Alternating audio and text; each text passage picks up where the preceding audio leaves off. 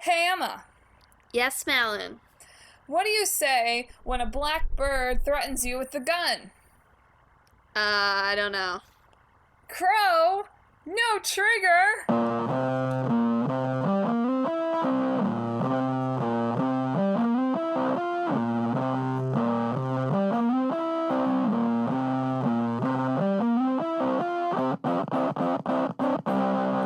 Hello, and welcome to another episode of Talk This. It's dangerous to podcast alone. Although, as we discovered or rediscovered this week, it really should be It's Dangerous to Podcast Alone, Talk This.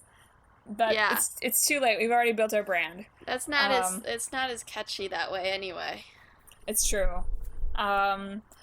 So, true Zelda fans, sorry about that. Yeah, they've probably not all really. abandoned us by now anyway. Anyway, I'm one of your hosts, Madelyn, I'm your other host, Emma. and welcome to another long distance Talk This episode.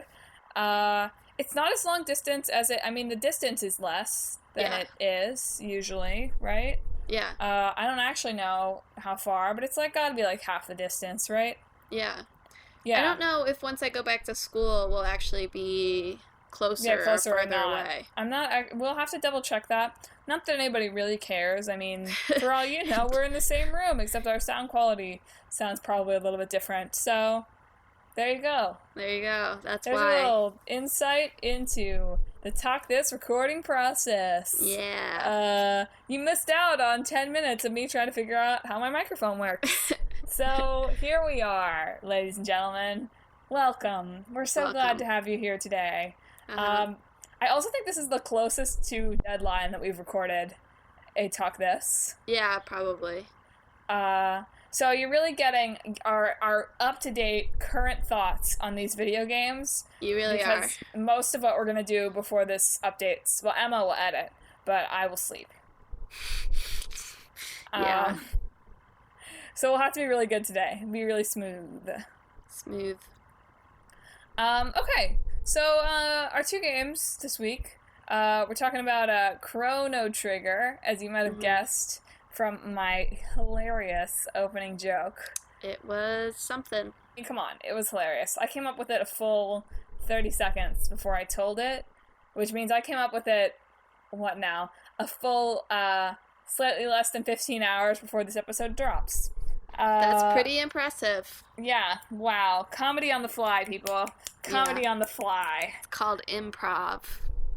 Look it up.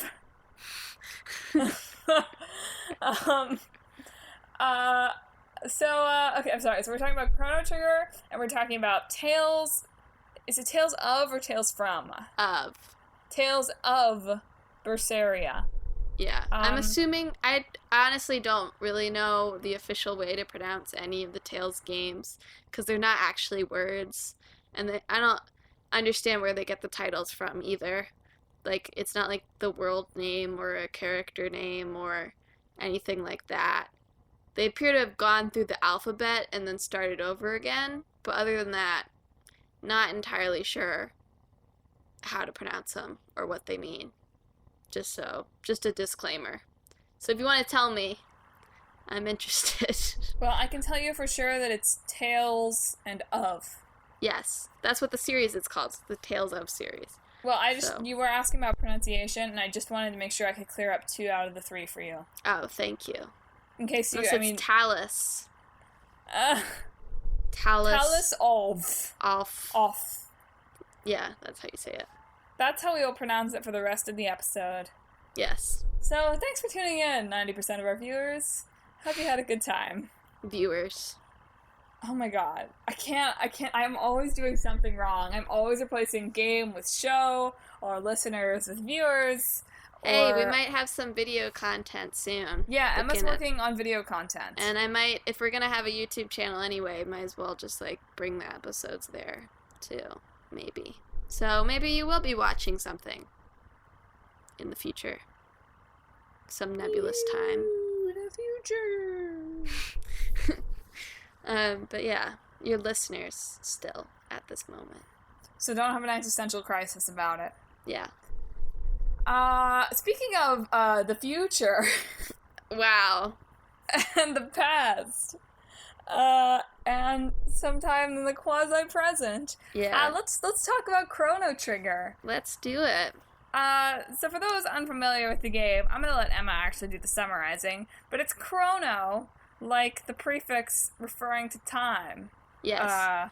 Although your character's name is also Chrono, but without the H. That's a terrible name. Yeah. It's like Chrono. I'm sorry if there's anyone out there named Chrono listening to this. That was like an unnecessary jab at you. I don't know. It's not. I don't imagine it's a particularly common name though. That's why it'd be a terrible, horrible thing. Can you imagine if you were just listening? I mean, everyone's named Emma, so this must be wouldn't be that weird for you. Yeah. But can you imagine if your name was Chrono and you're just listening to a podcast and somebody's like, "Man, what a terrible name." What a Chrono. terrible person. Chrono. Yeah. Not worth it. No. Just kidding, Chrono. You're great. So, Emma, do you want to give a quick summary of the game for those who are unfamiliar? Sure, I can give a little bit of a synopsis. So, you're a boy named Chrono living, I think, in the year 1000 or something. I think it's 1080. I could 1080? be wrong. Somewhere around there is where you're living. So, it's still sort of, I guess, like a medieval-y setting. Obviously, it's a fantasy world. It's not set in the real world. Pretty sure. But anyway, your name's Chrono. You're living sometime in the year 1000. You go to this festival, meet this mysterious girl, and somehow get sucked into a portal that sends you back in time. If I'm remembering correctly. It's been a while since I've played this game. Keep talking. I'm going to turn off my fan. But not our fans. Ayo. Yeah. So you get sucked into this portal that sends you back in time. So there's several, that's sort of the main plot line of the game, right? You end up going back and forth between different time periods. And when you travel through time, you gain allies, and they help you on your quest to sort of save the world, because there's a threat to it, which I don't honestly remember. So there you go, there's your summary. What a fascinating 30 seconds of content. I, for one, found that summary very informational and entertaining. Oh, yeah. It was confusing when Emma began to sing opera, but I suppose if you had listened to the whole thing, it would have made sense in context. I think there's an alien or something. I didn't finish it. I got it on the DS and I played a lot of it. But I didn't finish it, and I can't remember what the main evil it is you're fighting, because I think most of the beginning of it is you sort of accidentally end up back in time and you're trying to figure out a way to get back to your time, and then there's some troubles in your time because the girl you were with is actually a princess and they think that you've kidnapped her or something. Wow. I guess it's more little vignettes is what I remember, as opposed to what the actual overarching story was. Okay, so having heard that and knowing it's originally a SNES game, right? A Super Nintendo Entertainment System game, yes. Do people not call it SNES? Whenever I read it online, I read it as SNES. I think it's the SNES. Because they say the NES, just the NES. So I'm assuming it's the SNES. I mean, I've revealed that obviously this was before my time, but I like SNES. Sure, you can call it that, Madelyn. It's oh yeah, everybody will SNES. know what you're referring to. You won't confuse anybody. Why are you so mean? I just said great things about content that, I don't know, you could have fallen flat on your face, but I affirmed you. I did, so and thank you will not for that affirm affirmation. Me. I wish you could go back in time and take that back. Yeah.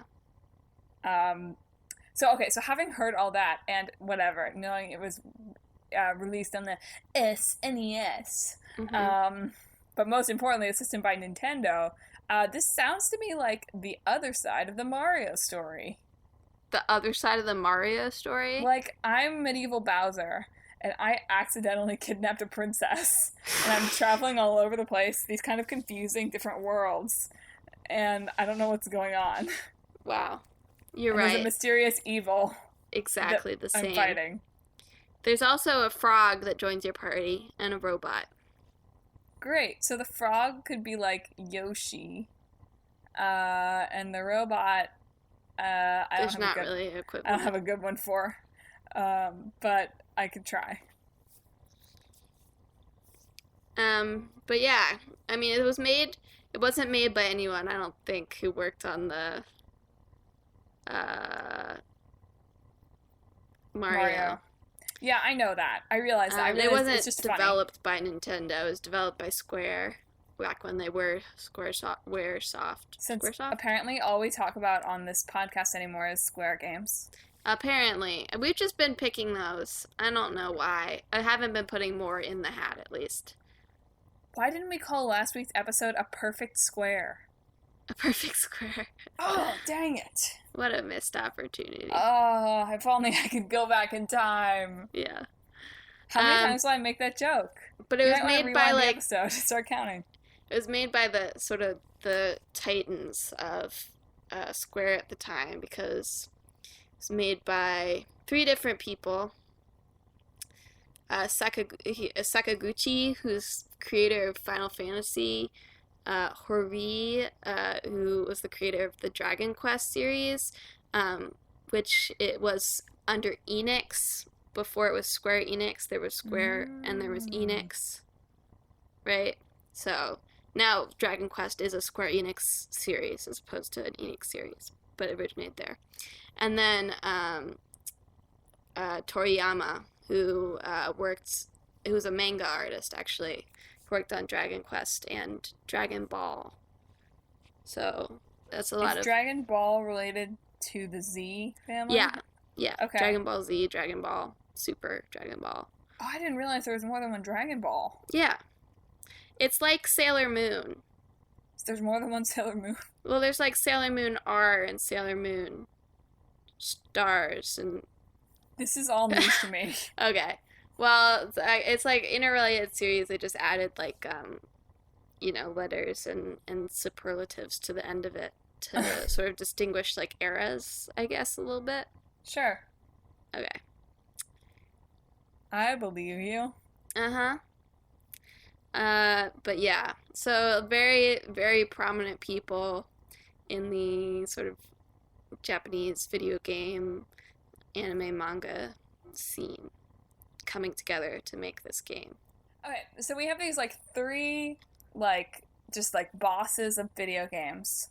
Not, like, literal bosses, but, like, bosses! You know, I'm trying to talk the, like, SNES colloquialism era. People would use boss when the SNES was around, right? I'm gonna keep calling it the SNES. No, I think that's a newer term. Oh, jeez. Okay, the radical dudes. Okay, sure. This is a really bad episode for me. I can already tell. So Emma, you mentioned when we were sort of chatting about this episode a couple days ago, that you wanted to talk about sort of like what makes a classic, or like an iconic sort of video game. And Chrono Trigger is definitely one of those games that sort of falls into that category, despite the fact that I hadn't really... I mean, I had heard of it because we have the DS cartridge. Yeah, we do. In our sort of, like, box of DS cartridges that don't get touched except, like, once a year or so. Yeah. So, I just wanted to hear your thoughts on that. My thoughts on that, I don't know what makes a classic. And there's definitely some distinction to be said, like, well, I don't actually know how well this sold, for one thing. Clearly well enough, and it's done good enough to get, like, ported to multiple systems and continued that way. And a sequel, right? Isn't Chrono Cross a sequel? Is it? Oh, I just assumed.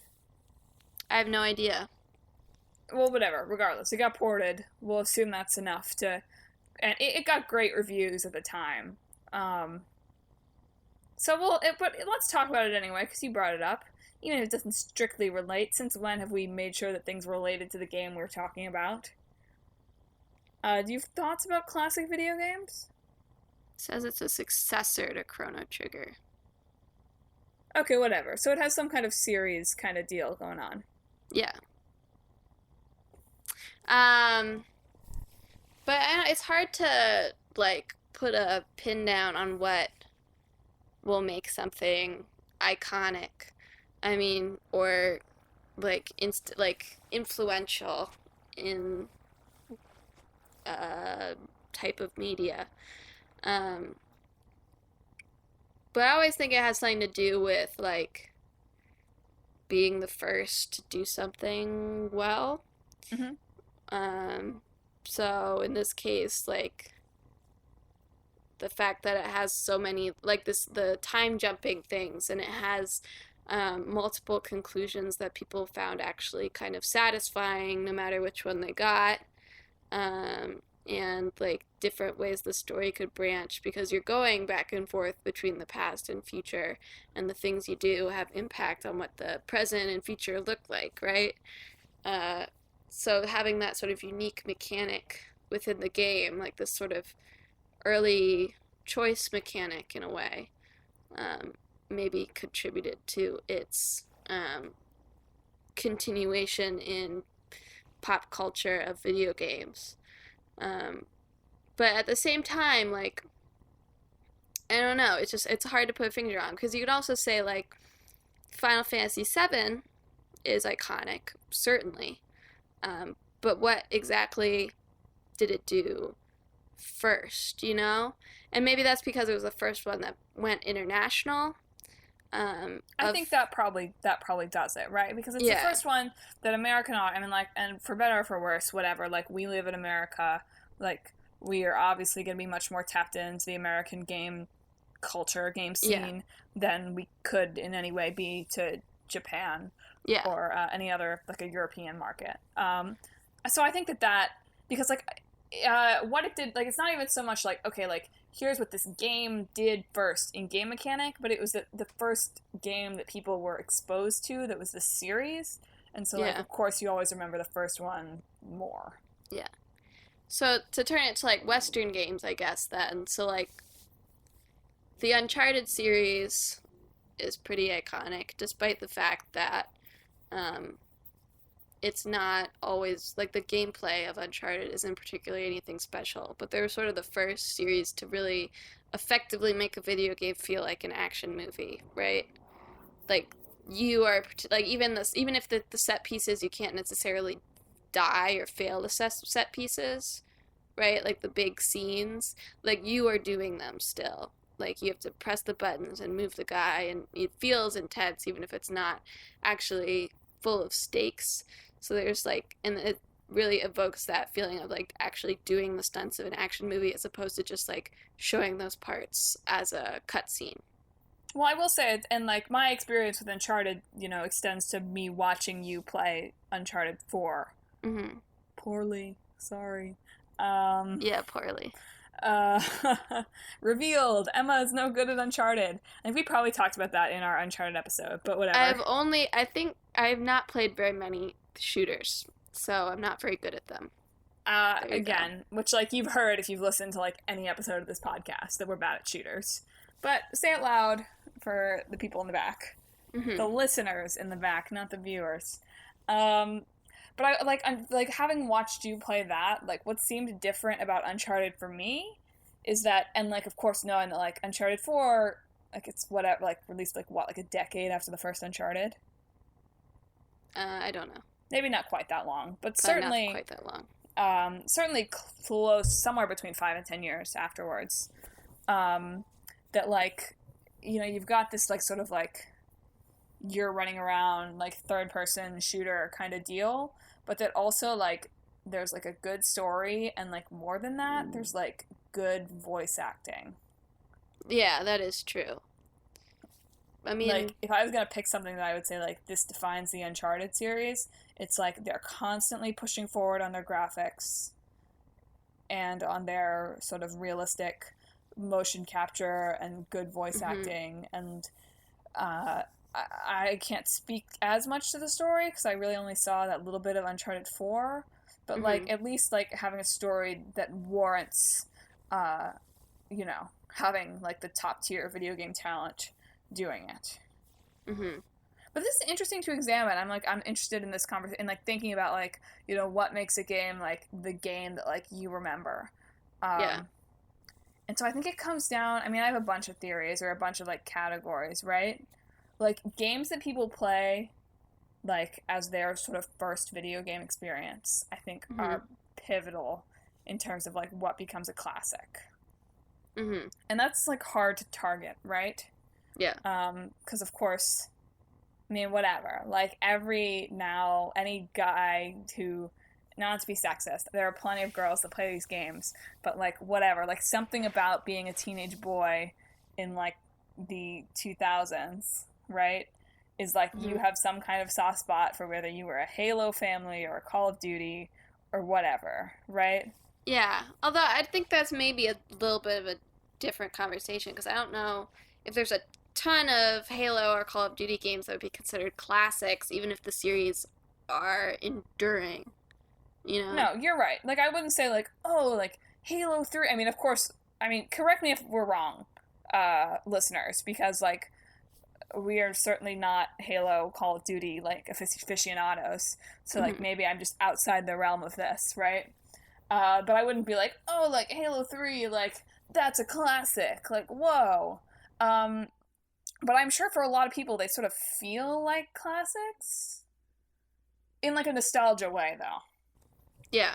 Like, in the same way that everyone loves, like, everything that was on, like, Nickelodeon and maybe to a lesser extent than this, but, like, the PBS shows that they watched, like, when they were, like, not little kids, but, like, elementary schoolers, and have, like, nostalgia for those, or, like, the Disney Channel. I feel like Disney Channel nostalgia is really in right now. Like, those are not classic shows. Yeah. Like, that's not a Breaking Bad. That's not a Friends. Although Friends sort of hits the sweet spot, I feel like, of that category of being mega popular when it was on and also having this huge nostalgia-fueled, Netflix-fueled resurgence. Yeah. I've gotten completely off the topic of video games, but that's okay. But, I mean, maybe it's like what do you define as a classic? But, like, and again, like, correct us if we're wrong, but is there, like, obviously between the first Halo and the Halo now, might be a ton of difference between how the gameplay feels and the graphics and all that sort of stuff. But they release one, like, almost every year, maybe every 2 years, but very frequently. And it's like, is there, like, does one stick out when there's a bunch that can't have progressed particularly far in refining gameplay mechanics, like, within a year, because it would have been in development while the previous one was in development, right? So... Okay, so I have thoughts on this. So I will say, though, that, like, probably the game that feels like a classic, or, like, the most like a classic in this category, like, is gonna be the one that most people played, like, in that sort of formative time in their teenage years, right? Like, I will say, so I'm trying to pick a series. It's like, alright, so we've talked about Burnout on the show before. So this is your cue, if you haven't listened to the Burnout episode, to go back and download it, right?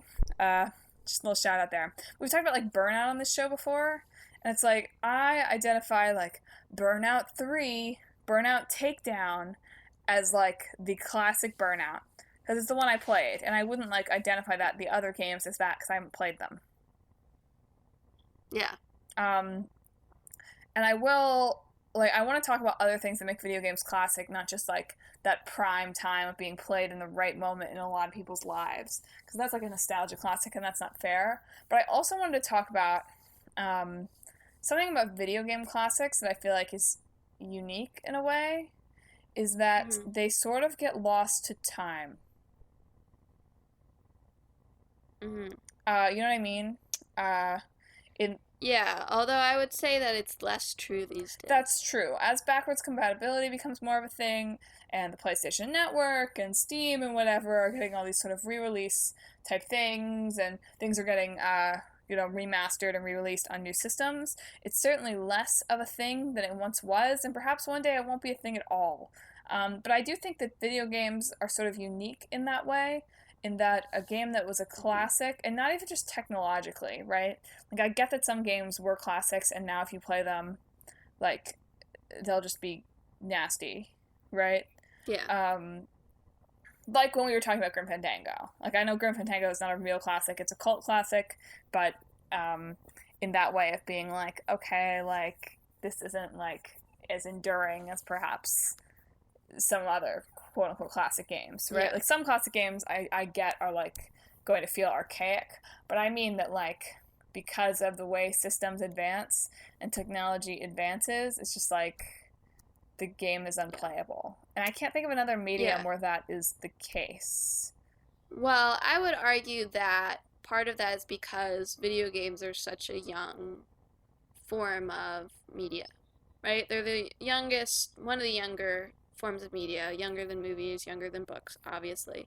And when, books and movies were first starting out, they probably weren't particularly accessible all the time to a lot of people. Like, you could go see a movie in movie theaters, but there wasn't exactly DVDs or anything like that. There certainly wasn't a Netflix. And when books were first coming out, there wasn't mass printing, there wasn't like online press, readers, there weren't, there was only a few copies at a time, and if you only could get them if you were rich. And I think that as technology progresses and as this becomes more of a thing, and as more and more people want to play video games and more people become more games literate, there will be more efforts made to try to compile video games so that old things can be played and experienced again. So we need, like, a Gutenberg moment. Sure, yeah. A video game printing press. Yeah. Because, you bring up an interesting point. Not about books. I mean, sorry, that came off really harsh. Like, your point about books is not very interesting.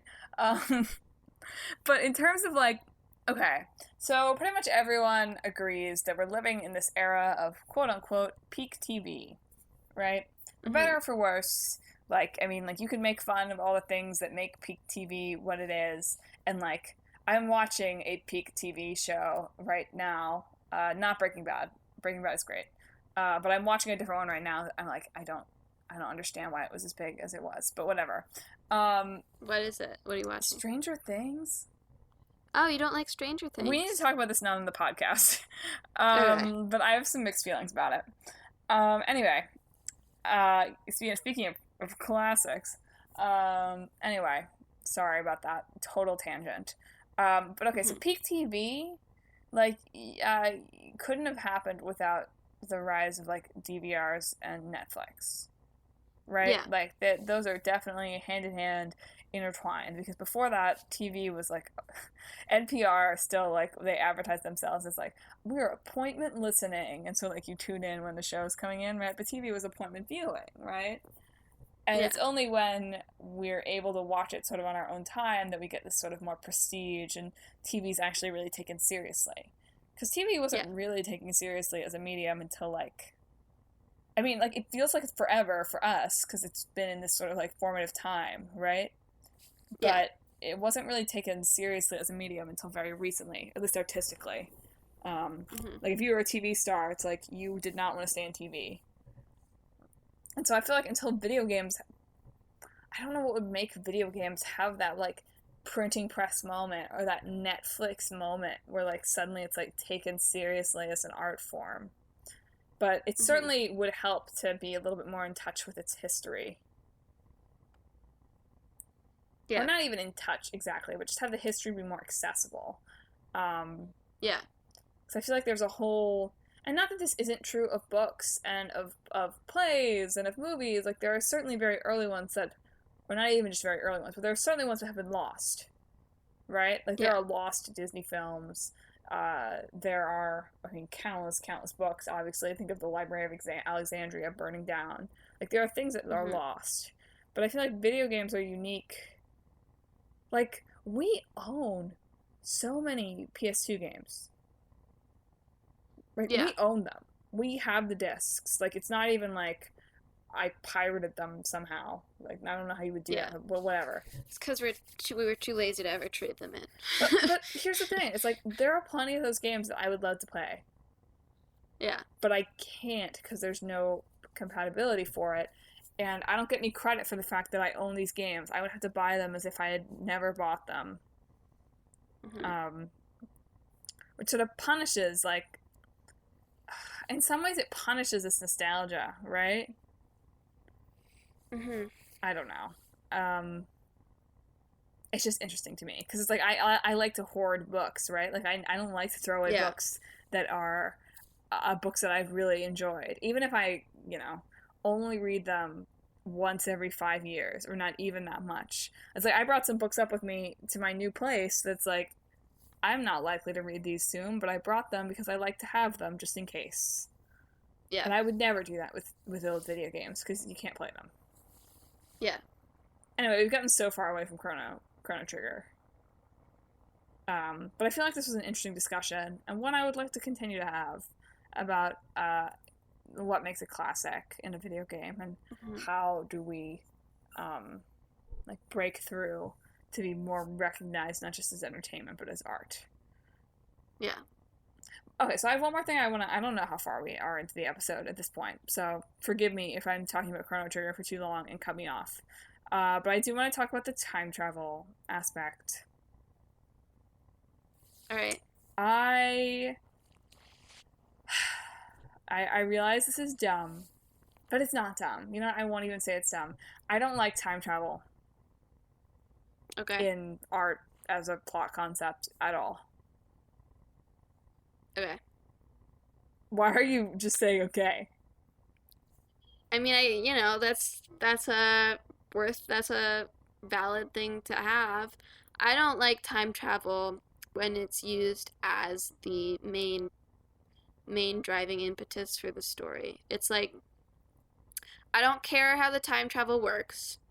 I don't want you to explain honestly, it to me. the less you tell me about how it works, the better. I want you to use it as a device to tell something about the characters and about your world and about the story.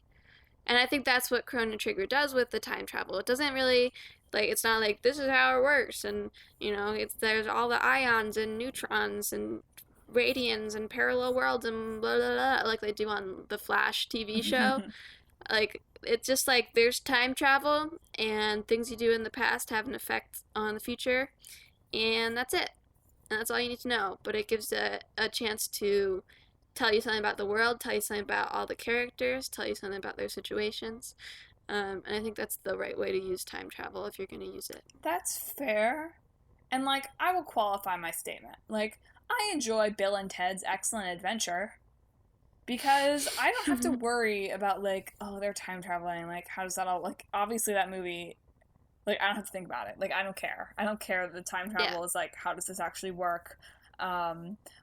Whatever. I'm, like, just content to sit back and laugh at Socrates running wild and the wild stallions and be excellent to each other. Party on. Yeah. I'm happy to just party on, dude. But whenever I get into something that is using time travel as sort of in a serious way, I have trouble. Particularly as, like, time travel where things, like, you're going back in time to, like, stop something from happening or change something or whatever. It's just like, I can't remember what it's called. That Ray Bradbury short story. Do you know the one I'm talking about? I don't where think you so. have time. I'm gonna have to look this up, so you're gonna have to talk. Oh, yeah. You know what I'm talking about? Where you're, like, time travelers and, like, spoiler, like, at the end somebody accidentally steps off the path and, like, everyone is screwed because they've ruined everything. Like, I feel like and maybe it was reading that story. Like, maybe that story shaped my perception of time travel, but whatever. I just have this habit of when I'm having time travel used as a device, I spend more time thinking about, like, well, when they change that thing, like, why is it so specific? Like, shouldn't killing that person or whatever, stopping some event from happening, shouldn't that have had a greater ripple effect than just, like, exactly what they wanted to change? Yeah. So that's probably my problem. of I'm unable to put that away from my mind, but it does certainly distract me from things. And I haven't played Chrono Trigger. Maybe I should give the DS version a try next time I'm in the same state as it. But it does, like, I have hesitancy about things that use time travel, if only because, like, if you, like, the less they talk to me about the logic, the better, because if I don't have to even, like, I don't want to think about it. But I do. I can't stop myself from thinking about it, but I don't want to. But see, that's the issue. You just have to accept that it works. And if they try to explain it to you, they shouldn't. They should just say, this is what's happening. Maybe, like, this is why, like, there was a portal, or there was a curse, or something like that. But they shouldn't try to tell, or he runs really fast. You know, I don't need to know more than that to, like, buy into it, as long as they're doing something worthwhile with it. I know, but, like... But we should move on. Yeah, I know. We've talked for a long time about things that, like, literally aren't about Chrono Trigger. But we should move on to a long-running anthology titan of... Yeah. We realized that titan after that episode. The Japanese RPG series that has never quite caught on as much in the West. All the Tales games are fine, is the thing. They're all solid, but none of them have particularly been exceptional. Right? Well, you say right as if I've played more than one, but sure. Well, okay. But, like, comparing it to the Final Fantasy series, I would say that particularly people who are fans of them will always say, like, this one's, like, that one's awful, this one's amazing, right? Yeah. Like, I know people who really hate Final Fantasy VIII, for example, or, like, really love Final Fantasy VII, right? They're, like, ones that they'll pick as their favorite, and my experience with Tales is people will pick their favorites, but it's like, and maybe there are a few bad apples, but they're also similar to each other, that it's sort of hard to be like, this one's better than this one. Well, it's the curse of mediocrity, right? Like, even if you create, like, a really terrible Final Fantasy game, at least people will talk about it. Yeah. But, I mean, Tales has been, like, they're surviving, right? Bandai Namco they keep making them. They've been going for a really, really long time. But I think that, to my point, I think that Tales of Berseria was their attempt to do something different, because it does break a lot of the archetypes that are typical to a Tales game. What do you mean? Because I've only played this one. Yeah. We did actually play a little bit of Xillia, but that was a while ago. Great. So a Tales game is sort of like, you know, it's usually like a typical sort of feel-good, save-the-world quest, right? You're almost always a boy for your main character. You always are sort of like this average kid, or sometimes a prince or something like that.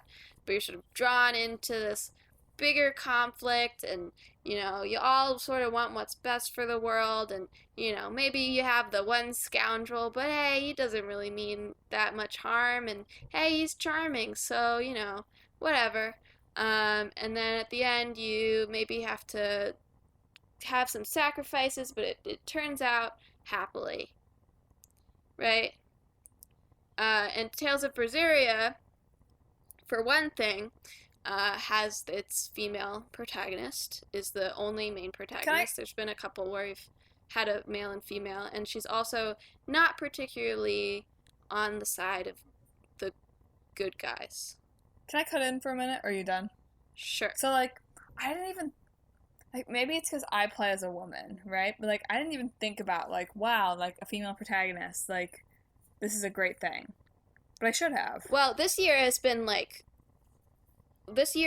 some of last year has been, like, rife with female protagonists. It's been, like, almost sort of disorienting for me. Like, I feel like I always have to, before this, I've always felt like I've had to buy ones that have female protagonists, you know? And now there's too many of them.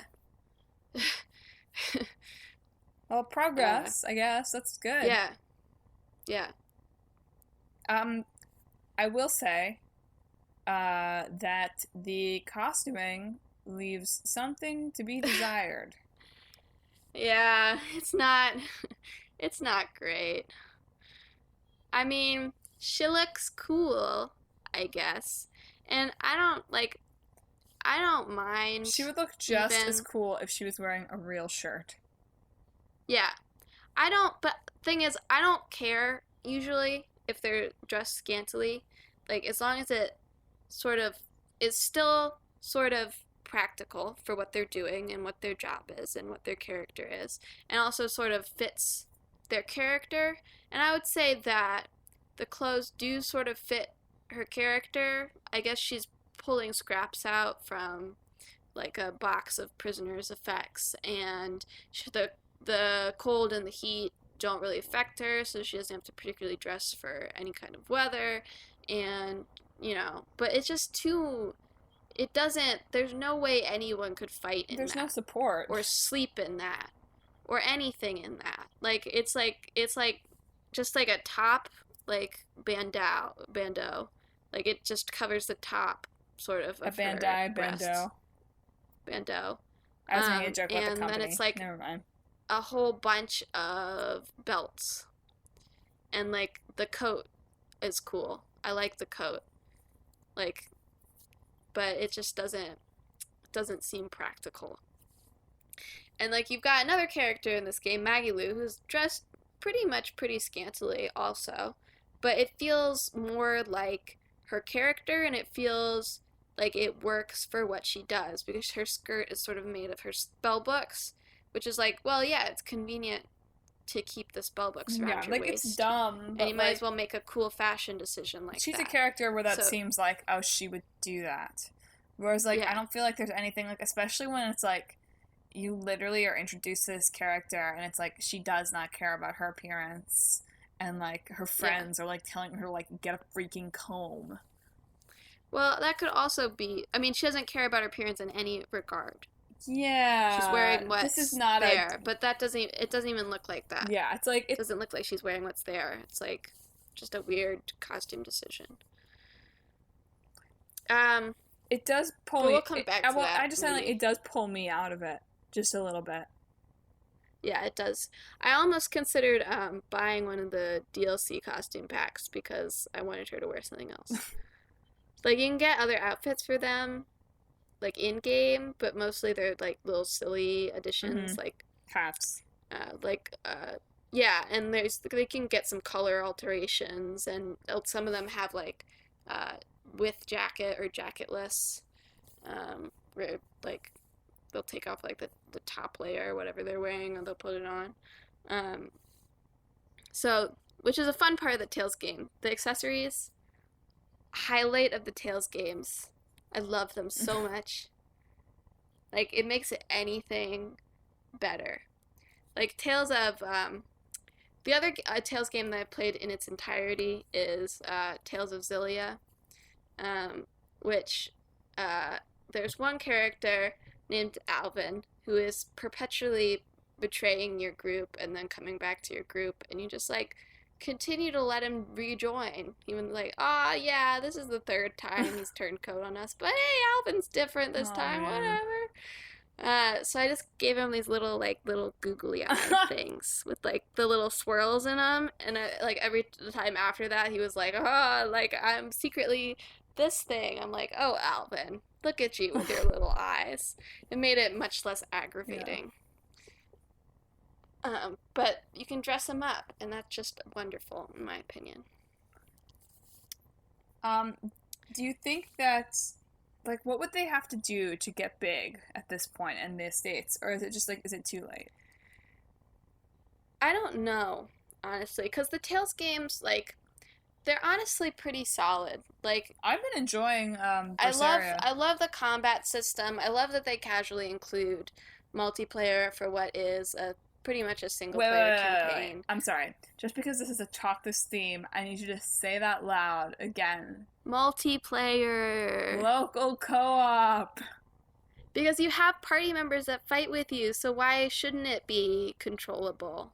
You know? If you want to, like, if you're playing this game and your friend comes over and be like, what's that? It's like, plug in a controller, join me, why not? It's like, how much more work could it be? I will say that Berseria waits too long. Well, true. Like, if you're, like, wanting to play it with, like, a friend who's over, or a significant other, or whatever, like, a roommate, like, anyone who wants to play the game with you from the beginning, you have to play, like, 2 hours before they get to play, which is, like, a little bit, like, obviously from a storytelling perspective, sure, of course, but, like, also, like, not ideal. Yeah. But I think that Berseria is their attempt to be relevant in some ways. They're trying to change up their formula enough to be noteworthy. And I do think that Berseria got more attention than Tales usually do. Especially since their previous ones, Asteria, which is actually a distant sequel to Berseria, was not received very well.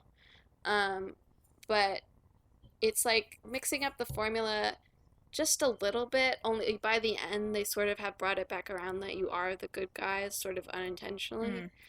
And I do think they go a little bit ham-handed with the revenge narrative, and they had an opportunity to sort of really sort of try to tell a story about grieving and acceptance and that sort of stuff, and it just didn't quite work out. It just sort of leaned on the revenge, and it got a little boring after a while.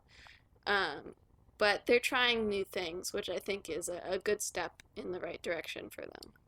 I do want to also put out there, I mean, obviously the direct competitor is Final Fantasy, right? Sort of. I mean, in the JRPG genre, sure. There's a whole bunch of JRPGs. I would say that the direct competitors are probably things below Final Fantasy. You know, like when a Final Fantasy comes out, that's sort of like, you know, it's Final Fantasy. But then if you're a JRPG fan, like, do you buy a Tales game or do you buy, you know, Valkyria game? Right, but like ideally, it's like if I'm like a stupid like video game like producer, right, being like, oh, it's like Final Fantasy but like a little different, or if I'm like the person who's like making this game and being like, oh man, like it would be great if we sold as much as Final Fantasy, right? Like, it's like obviously Final Fantasy is the top of the genre and this is more sort of mid card, but like Final Fantasy is sort of like the direct competitor, correct? Yeah. So like I think the problem, sure. Well, I mean like it would. It's in the same genre. I don't like. Sure. They're sharing a buyer base that is the same, similar. Sure. Yeah. Final Fantasy is a cooler, more accessible to Americans name. Sure. I think that makes it. I think that's a big part of it. Yeah. Well, sure. I don't know. We buy a lot of stuff that has ridiculous names. Right, but I don't know. So I just like, as someone who like had nothing to do with these games, like Tales of whatever, like Berseria isn't that bad, but like Xillia with the X, it's like, how do I even pronounce that? Like, I don't know. It definitely doesn't seem to help it from a marketing standpoint. It's just interesting. Like I know the Final Fantasy name was like a total fluke, right? But it's like also just like a really like just awesome name for a series. Yeah. So I blame it all on that. Yeah. Sure. Yeah.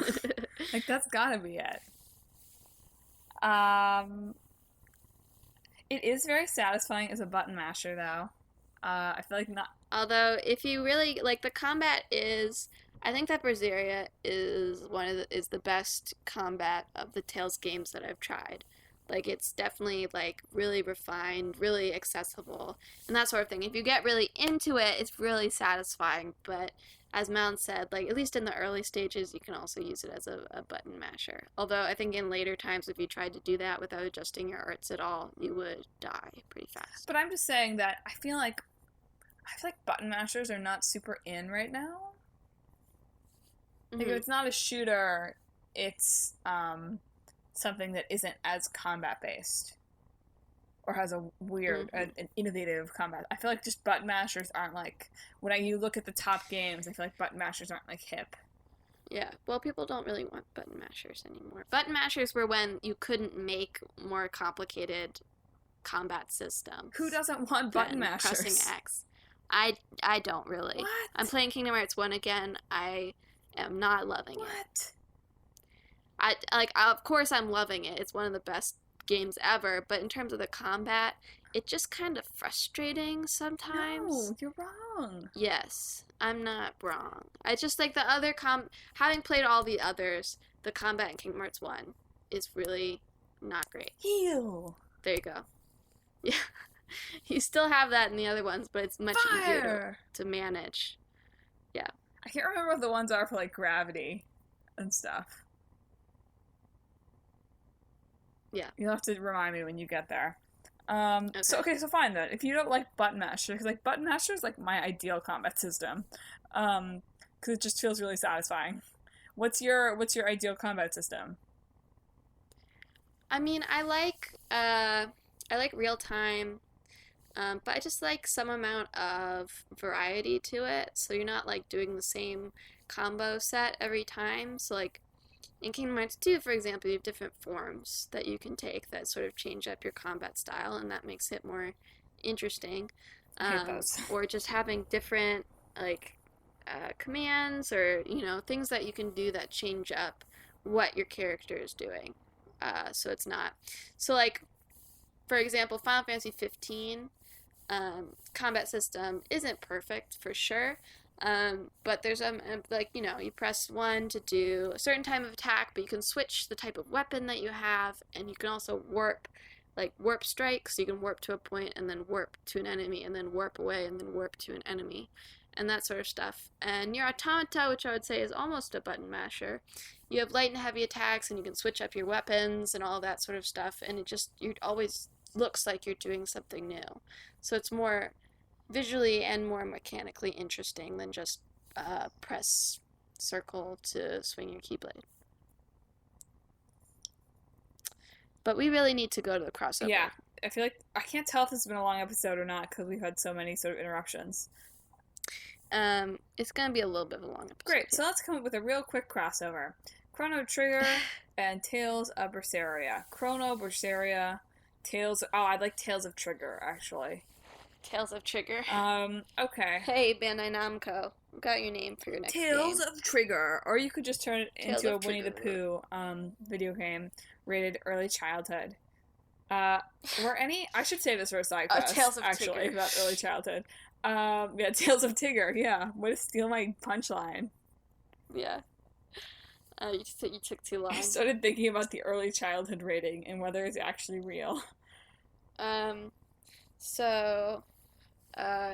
Girl, a demon must travel through time to stop her evil brother from killing her brother. There's no way this game hasn't already been made. I'm sure it hasn't.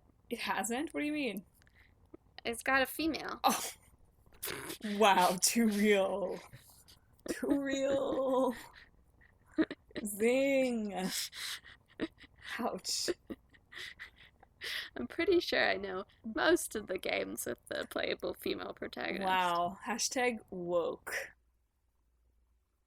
Sorry to anyone. Sorry to any... You know what? I'm not sorry to any gamer gators out there. But gaming has a bit of a representation problem. I'm sorry, it's true. Doesn't mean games featuring males are bad. Just means that I wish that more were made with girls or people of color. Honestly, what art? I don't think there's an art discipline that doesn't have that problem right now. Yeah. That's a whole other... We can't start talking about this. With games, there are, like, literally no people of color anywhere.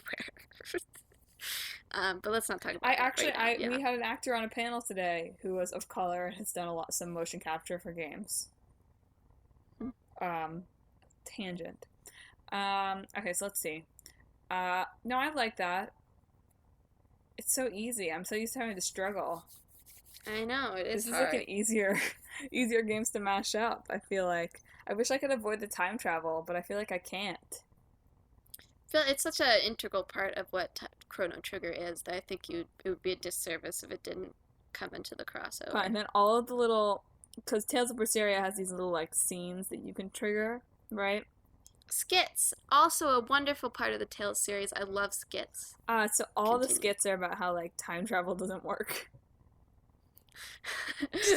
Every single just to one. Satisfy my inner like. Every single one. She picks up a party member and he's like, "Wait, time travel though? How does this work? Wait, if I stepped on an ant, does that mean I'm not alive anymore?" She's like, "Don't think about it."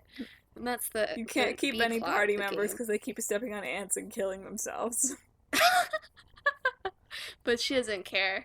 It's a really dark part of it. Actually, that's what happened. It's like you go back to save your brother, but like you accidentally step on an ant right as you're about to save him, and it kills him. Oh man, and then you have to go back in time and stop yourself from stepping on the ant. Oh my god, it's the Reverse Flash. Oh god. The Flash was so bad this season, guys.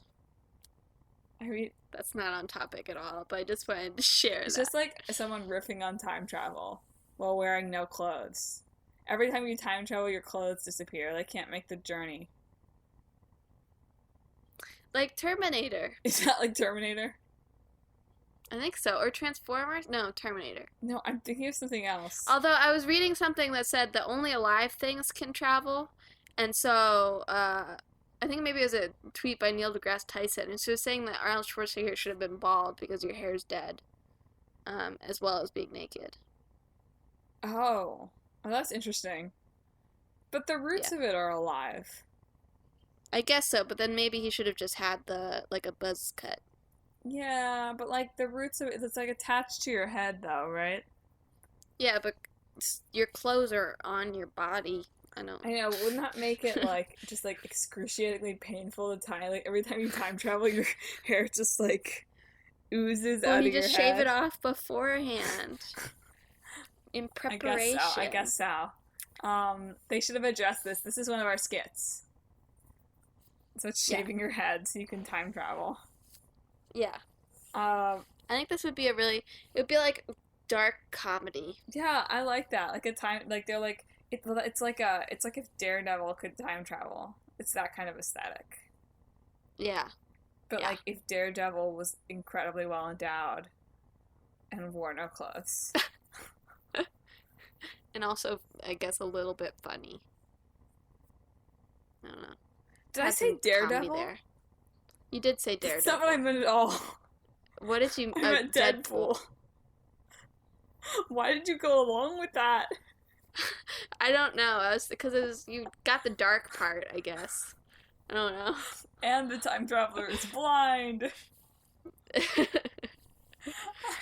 So that's our crossover. I think that's got some potential. It does, unless you include Daredevil, in which case it has no potential at all.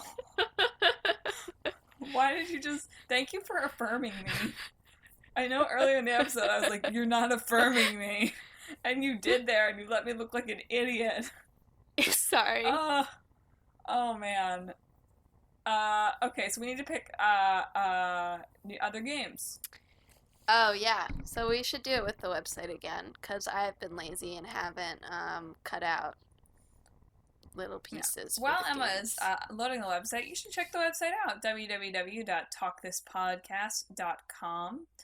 You can download our episodes at /episodes. You can check out the blog that I keep saying I'm going to write things for, and I'm not, at /blog.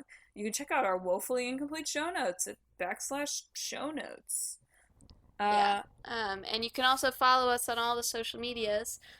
Facebook, Twitter, and Instagram are all at Talk This Podcast. We've had some awesome content lately, so... Yes, we just got a capture box so I can do my Kingdom Hearts thesis.